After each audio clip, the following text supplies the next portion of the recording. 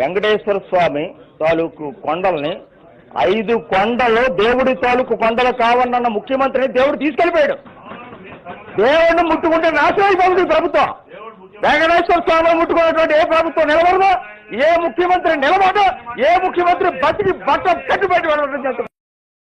గతంలో మనకు ఒక ప్రభుత్వం ఉన్నప్పుడు వైఎస్ రాజశేఖర రెడ్డి గారు ప్రధానంగా 7 కొండలు కాదు ఇది 2 కొండలని ఒక జీవో తీసుకురావడం జరిగింది. పురాణాల్లో కానీ శాస్త్రాల్లో కానీ సమస్తమైనటువంటి అంశాల్లో 7 కొండలవాడ వెంకటరమణ అన్నామే కానీ 2 కొండలవాడ ఇరుకులేశ అని మనం ఏం అనలేదు. కాబట్టి ఆ తర్వాత వారికి గట్టిగా ప్రతిఘటన చేసి వారికి కనువిప్పు కలిగిన తర్వాత వారు వెంటనే ఆ జీవోని ఉపసంహరణ చేసుకున్నారు. ఇది మాకు తెలియకుండా ఇలా జరిగింది.